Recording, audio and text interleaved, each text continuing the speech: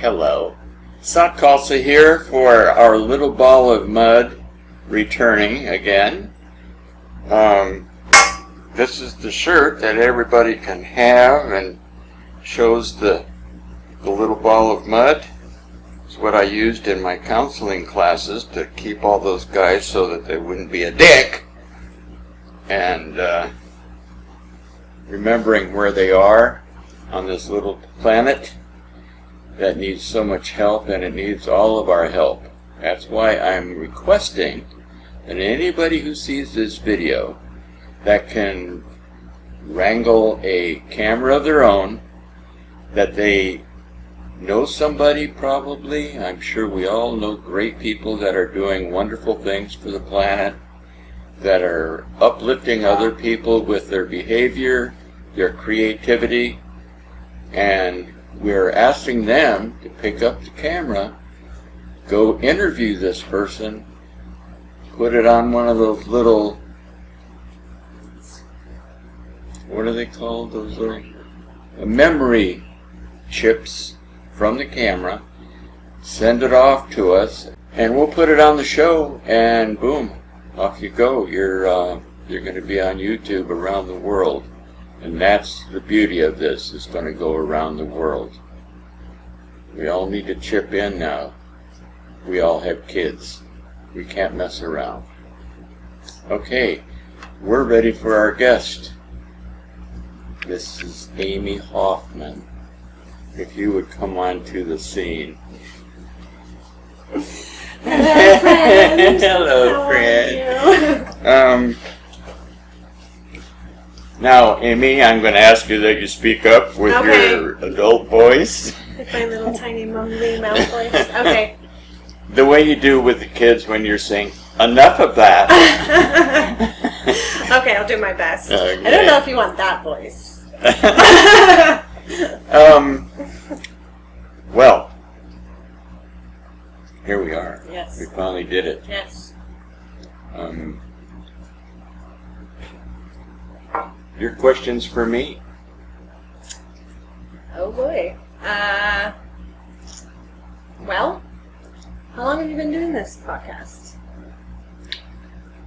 In my head, a long time. And now we're finally putting it into, the physical form and sharing with the world. Sharing with the world. Yeah. And of course I came to you because you are a new artist. Let me put that. Yes. Are you okay with new artists? I think I've always been an artist at heart, but for actually spewing it and putting it out into the universe and giving myself time, especially with the pandemic, learning new skills, having the time to do it, having people ask me to do it for them.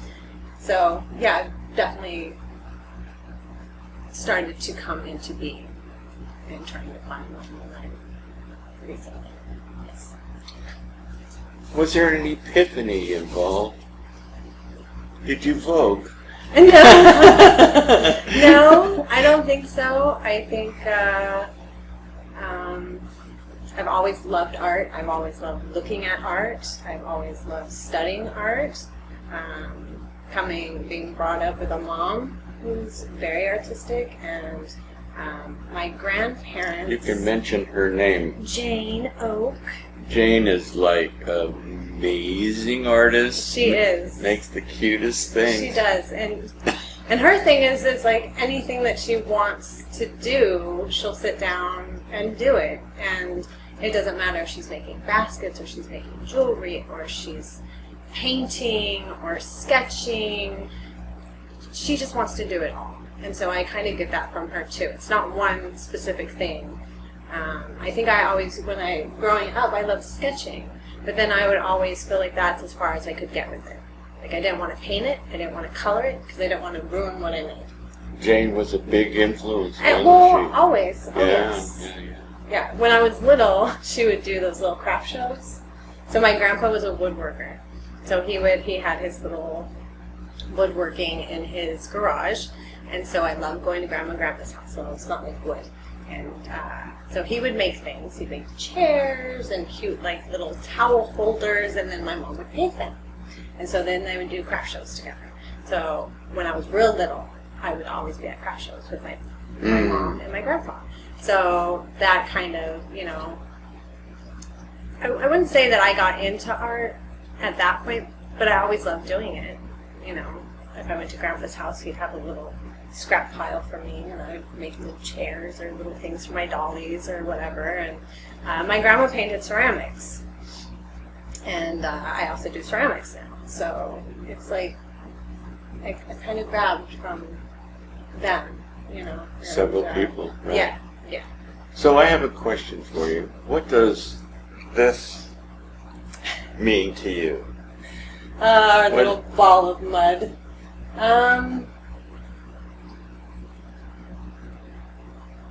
Something that we need to protect and express ourselves why we're here, and put positive love and healing and to come together as people. We're all here together. We should be able to respect each other and be able to be who we are and do what we do, and other people respect that and embrace it. Well said. Yeah. Since this is you being famous, Famous Amos. I want to show some of your artwork. Okay. Can we do that real can quick? do that. Okay, Maggie, just hit the little red button right there. Get some of your artwork. What is? Well, I haven't set up anything yet with all my pieces, but that is something that I'm going to be doing very, like very a soon. website kind of thing? Probably either. Yeah. Website probably. I would think that'd be a good idea. Connect it through Facebook probably. Maybe go on Etsy or something like that. Not totally sure yet, but just start small and then see how people react to it and go from there. Okay, well, we'll be looking forward to that. Your website's going to be wonderful, I know, because John is the creative dude. Yes, he is. And these, I thought you were working on with pastels and thingies. do it all. What's up with these? What made you move into this arena? Well, what got me into this arena is my job. Your job? My job. With the kids? Yes, with the kids. So I've been a nanny for 11 years. And then that transitioned into a teaching job. They're homeschooled. And so I kind of put my foot in there because there's 2 boys and I love them very much. And would do anything to be a part of their lives as long as possible and teach them, and you know. So I knew nannying was coming to a close, and then the pandemic hit, and I had already had my foot in the door for the teaching, and so then it just became teaching full time. But at one point we had a teacher there, her name was Kimberly, and she set up a ceramic room for the boys. So my grandma doing ceramics when I was little, it made me, I was just like ready. And you knew how to do it. well, my grandma would work with the ceramics that you'd go buy at the store, and then she would paint them. So this is actually working with the clay itself. We do paint ones that are already made too, but I'd rather make my own. So this is free-formed and not with some yes. kind of a pour of the goo in the... Freeformed. Wow. Absolutely. Yes. I'm meticulous. And you can tell by the weight of it, it has... Oh yeah. Brr. Look at this guy. Hello. That's my little foxy. Yoo-hoo. Yes. I have a fox thing. I love him. And this is John's... A pick holder. So he has all his little guitar picks in there. Oh, it's a frog. It's like a monster dude. Or a monster froggy. Little monster with his guitar. And he has a guitar because John plays guitar. Yeah. Yeah. Again. Look at that. Oh man. Yeah, I might And have this- some kind of disease or something. And this little guy is for It's a tea light. So you put a little light in there. And a then little you, votive in. and then you put the cap on, and then it illuminates lights through the little windows and the doors. And through the top here. And this one is my little puffer, because I have a puffer fish, and I like puffers. So I made me a puffer. Really easy to make this guy. This guy was like the Did you name him easiest yet? one. This, no, but my other one's name is Waldo, because I don't know where he is half the time. I want to stay here for a year and do all this. I know. Okay, so describe number one. You just kind of stumbled on a new form of, Yeah. and it's called It's pouring paint. It's pouring acrylic. poured acrylic. So I was on YouTube, and I came across a couple different artists that use this medium, and so I watched them probably for like a month before I even tried it, because it seemed like there's a lot of steps to it, so I wasn't really sure. I didn't want to spend the money and then do it wrong and not be happy with what I got. So I studied it for a while. I learned the best materials to get, and then I got it, and I just started pouring away and teaching the children. That's another outlet that I use for teaching me and then teaching the kids. I'm going to put these in front of the camera, and I know each one has a story, and I wish we had time for all the stories. Right. So I just want these to be seen. Yeah, so this one I just kind of, I put the different color paints in a cup. You add machine oil to it. Machine oil, like for a sewing machine kind of It's oil? kind of like that, couple Very drops. thin and very clear viscosity. Yeah, and then you mix it in the paint. And so when you pour it then, and you add fire to it, cells Ooh. fire. Yeah. What do you mean fire? It's a little like a flambe gun. You should hit it with fire, and the little cells pop out from underneath the other colors of paint. So after you apply it, then you come in with the fire? Then I move it around a little bit and then apply fire. It's really fun. It's really fun. Did you burn up a couple Yeah. originally? You gotta keep on moving. I like to tell Okay. when I do this with the kids, it's like constantly, they're like, ooh, and I'm like, no, keep moving. Ooh, I could put a hole right through there. Well, there's a brown mark now. Good job. So that's one. Then we have this guy, which I just did the other day, and I saw a dragon in it, and so I took a toothpick and I kind of helped the paint move around where I saw the dragon just to pop them out a little bit more. But I was really happy with the cells and the color and the flow on this one. And I really like dragons, so I see dragons a lot. Oh yeah, I love dragons. I love dragons. Dragons are my Chinese Oh, really? symbol, yeah. Oh, you're lucky. Alright, and then this one is a swipe technique. So I lay down the paint, and then I put a black stripe in the middle, and then I took a paper towel, and I moved it all the way down, and then I hit it with the fire, and that makes all the colors pop out. So you're using, when you're saying the white and the black, it's still the acrylic with the machine oil in Yes. it. Now, not all of them. If I don't want that color to pop through, I want, like the black on here, I did not put machine oil because I wanted my cells to use the black as an outline. It's in the background back there. Right. And it like pushes, the oil pushes it aside, so it makes it have like, Yeah, you accomplished it. yes, thank you.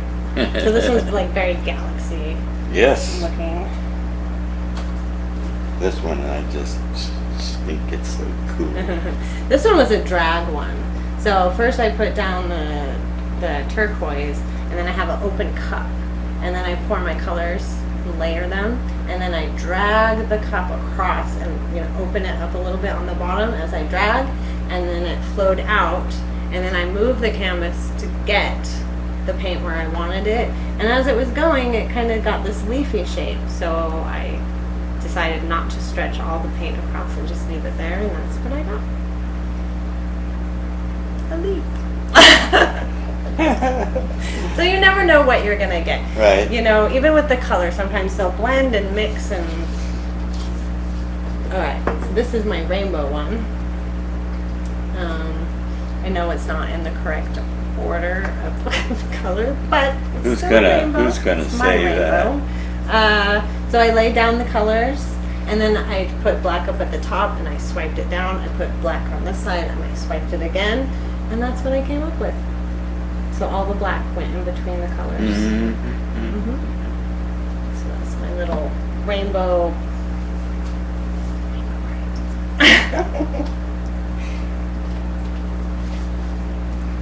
There's over here to my right is a she is so prolific.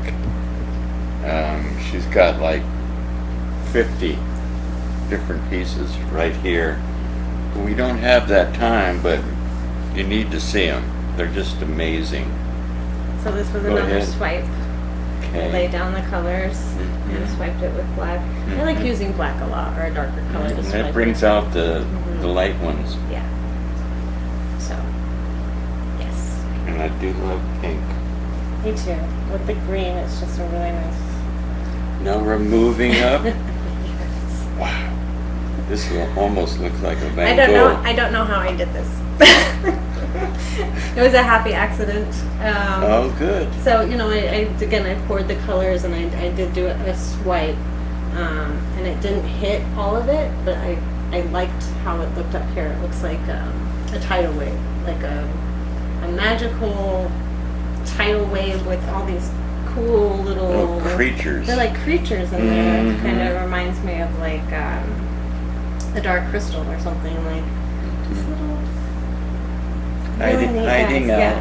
In And the, it's so cool because you can look through it and you just find stuff like constantly. It's in the alternative world. That's right. That's right. Yes. So yes. Where Grimms exist. Ooh, absolutely. I love Grimm. Ooh. Yes. Now this one was just a pour, and I just moved the paint. So I just poured it on there. It's almost like a kaleidoscope effect, isn't it? Mm-hmm. Or like a petri dish, or looking into like a pond or something. Yeah, I really like the color. Beautiful, beautiful.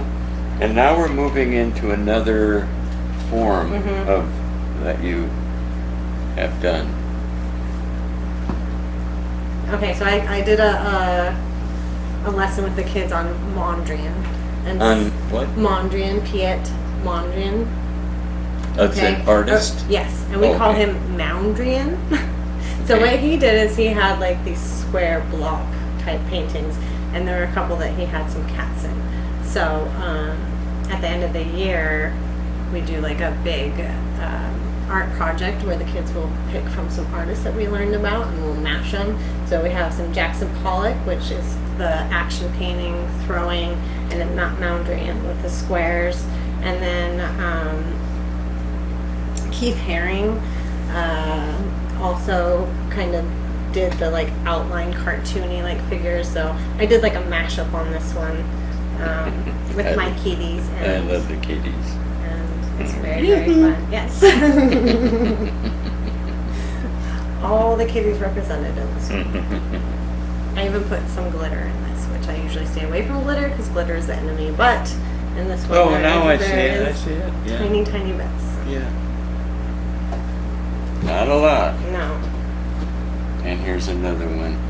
Oh. Now, this one was done with watercolors. And again, a fox. So the fox is completely made up out of flowers.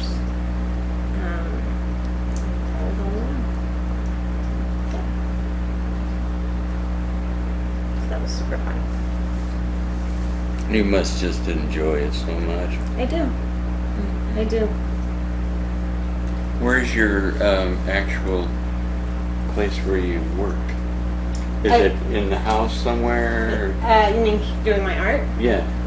I have my little art studio. This is your studio This here. is my studio. Okay. So I have a desk where I do like all my work for like kids and the lessons and stuff, and then over right around this corner I have my table where I have like all my paints and everything I need to.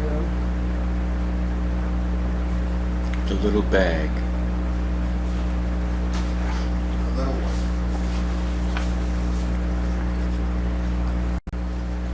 We want to thank you so much for being on our show, and we're giving you a little gift here. Really? Yeah. But you're my gift. Oh yay! Yay! I want one so bad. Well, look who's joined the club. Thank you so much, Sot. Oh, yay! I love being on this little ball of mud with you. Yeah, And Maggie. thank you. Thank you. I appreciate so much. You're exactly what our show is about. Oh, perfect. Yep. Somebody who's creatively lifting the spirit of those around her. I try. I try to teach others and, and learn more for myself and then go out there and teach it more. So I really love doing it. And you probably wouldn't be doing what you're doing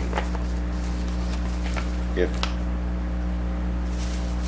the monster wasn't there with you. Yeah.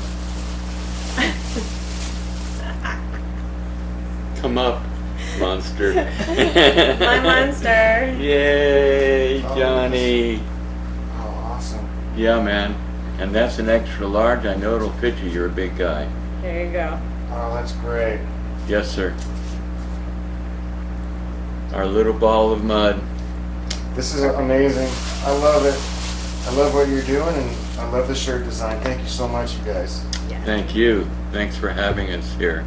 You're welcome. And I want to thank Maggie, who's our administrative inspiration for everything we're doing here. Absolutely. For Maggie. Yay. Yay. Turn the camera on or no? Okay, that's it for today. And tune in for the next one. I have no idea who it's going to be, but I think it's going to be Gary Ellenberg up in Sedona, who's waiting for us. We had to cancel him because of the COVID, Oh dear. and but we'll get up there and Absolutely. see Gary Ellenberg. You know Gary. Yeah. Yeah. Part Okay. of our big group. How'd we do? I feel like we did good. Yay, good. Nailed it. Yay. Thank you. See you Thank next you. time. Bye.